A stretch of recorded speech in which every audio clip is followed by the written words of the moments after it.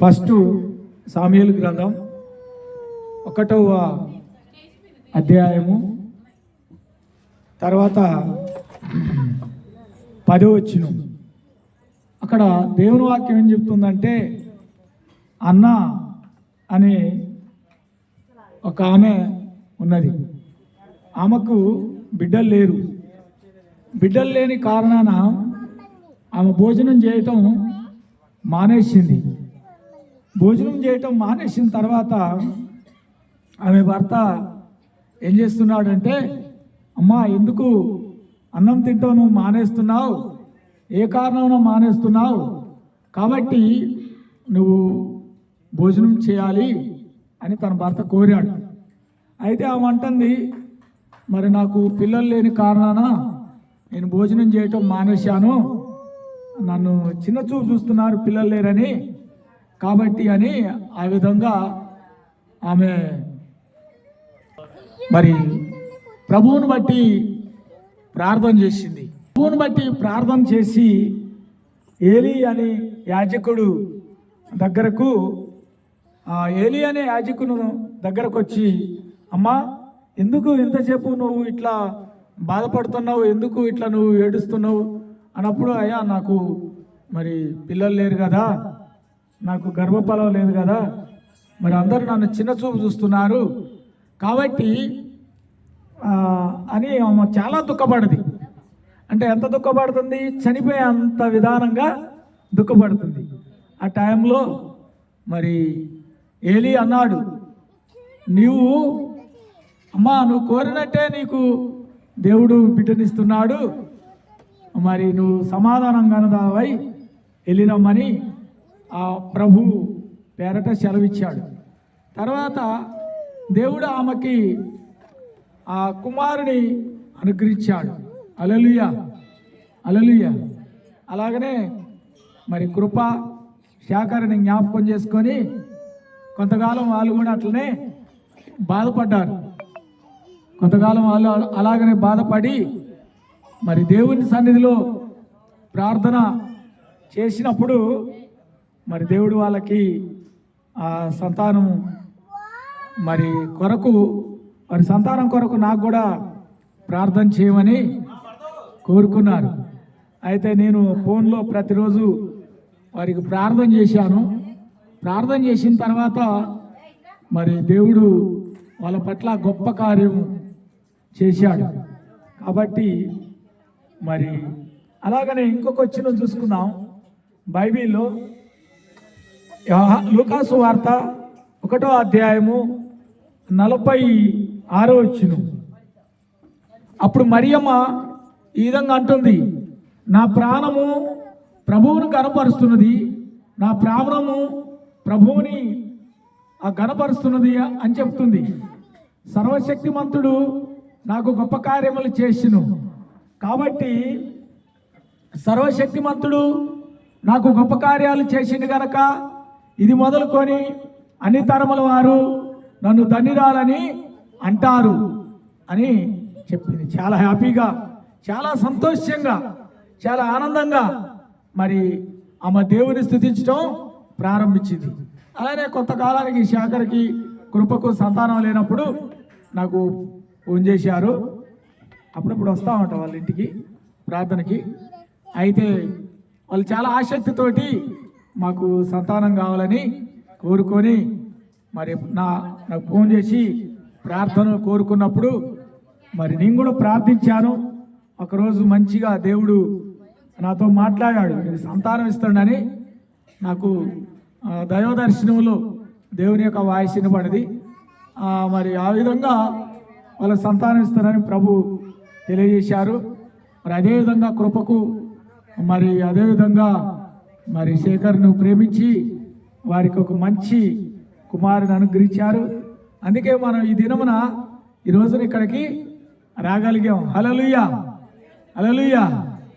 తర్వాత ఇంకొక వచనం చదువుకుందాం. కీర్తన గ్రంథము 127వ అధ్యాయము. కీర్తన గ్రంథము 127వ అధ్యాయము 3వ వచనం చదువుకుందాం. గర్భఫలము యెహోవా అనుగ్రహించు బహుమానం, యవన కాలమందు పుట్టిన కుమారులు బలవంతుని చేతిలో బాణముల వంటి వారు అని అక్కడ రాయబడింది. కాబట్టి గర్భఫలం అనేది ఏంటి అంటే యెహోవా అనుగ్రహించు బహుమానం. ప్రైజ్ ద లార్డ్, హల్లెలూయా. కాబట్టి గర్భఫలం అనేది దేవుడు అనుగ్రహించే బహుమానం. కాబట్టి మరి అలాగనే ఆ యవన కాలమందు పుట్టిన కుమారులు బలవంతుని చేతిలో బాణముల వంటి వారై ఉంటారు. వారు తన అంబుల కొంది నింపుకొని తమ విరోధులతో వాదిస్తారని అక్కడ ప్రభువాక్యం మనకు సెలవిస్తుంది. హల్లెలూయా. కాబట్టి మరి ఆ కృప శేఖరు మరి ఏం చేయాలంటే వారిని ఆ బాబుని ఆ పాపను ఏం చేయాలంటే ఆ దేవుని యందు భయభక్తులతో పెంచాలి. ఆ మొదటి సామెయలు గ్రంథం 3వ అధ్యాయము మొదటి వచ్చిన మనం చూసినప్పుడు అక్కడ అన్న ఆ దేవుని దగ్గర దుఃఖపడి కన్నీరు గార్చి వేదన పడి ఒక కుమారుని సంపాదించుకున్న తర్వాత ఆమె ఏం చేస్తుందో తెలుసా?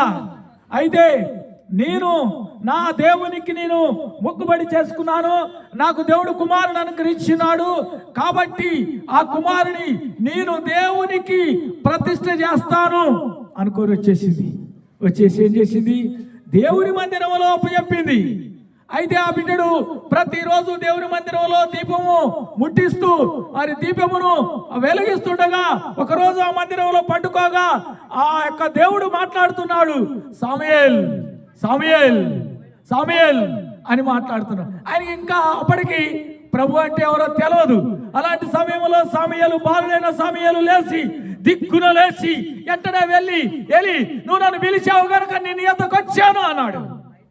అంటేనే ఏం జరిగిందంటే నిన్ను పిలవలేదయ్యా, నువ్వు పోయిరా. ఆయన కొంచెం కన్నులు చూడలేని పరిస్థితిలో ఉన్నాడు. నిన్ను పిలవలేదయ్యా, నువ్వు పోయిరా అన్నాడు. ఆ రెండోసారి కూడా దేవుడు అలాగే పిలిచాడు, అండ్ సాముయేల్ అని చాలా గట్టిగా దేవుడు పిలిచినాక వెంటనే ఆయన లేచాడు. మళ్ళా ఆయనకు తెలియదు దేవుడని. తర్వాత మూడోసారి పోయినాక ఆ ఏలి అనే సేవకుడు అన్నాడు, ఆయనే ఈ బాబును దేవుడు పిలుతున్నట్టుంది, కాబట్టి ఈయనకేం తెలవనట్టుంది, ఈసారి ఒకవేళ మాట్లాడితే నీ దాసుడు ఆలకిస్తున్నాడని చెప్పు అన్నాడు. అని అట్లా గుర్తుంచుకున్నాడు. కాబట్టి మరలా దేవుడు మూడోసారి ప్రత్యక్షమై ఇలాగ మాట్లాడాడు. ఏమన్నాడంటే సాముయేల్ అని మాట్లాడగానే వెంటనే ఏం జరిగింది తెలుసా?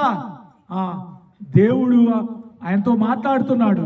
ఇజ్రాయేల్ ప్రజల గురించి, మరి ఇజ్రాయేల్ దేశం గురించి, ఇజ్రాయేల్ ప్రజల గురించి వారందరూ కూడా ఎలాగూ దారి తొలగిపోయి ఉన్నారని ఆ విధంగా మరి సాముయేలుతో మాట్లాడినప్పుడు సాముయేలు ఎలాంటి వ్యక్తి అయ్యాడంటే ఒక మంచి దేవుడు వాడుకునే ఒక గొప్ప ఒక ప్రవక్తగా, ఒక మంచి వ్యక్తిగా మారాడు. అంటే ఇదంతా నేను ఎందుకు చెప్తున్నా ప్రియమైన దేవుని బిడ్డలారా, మరి కృపని సేకరణని దేవుడు ప్రేమించి వారికి ఒక మంచి కుమారుని అనుగ్రహించినాడు కనుక దేవుని కొరకు వారు కూడా అలాగనే పెంచితే మంచిది అని చెప్తున్నాను. Praise the Lord. కాబట్టి మరి గృహానికి మరి దీపము ఎవరు అంటే గృహానికి దీపము ఎవరు అంటే మరి కుటుంబానికి ఎవరు దీపం అంటే మరి ఆ బాబే. కాబట్టి ఆ కుటుంబంలో మరి ఆ బాబు లేనట్లయితే ఈ కుటుంబానికి దీపం లేదు. సాముయేలు ప్రతిరోజు ఏం చేశాడు?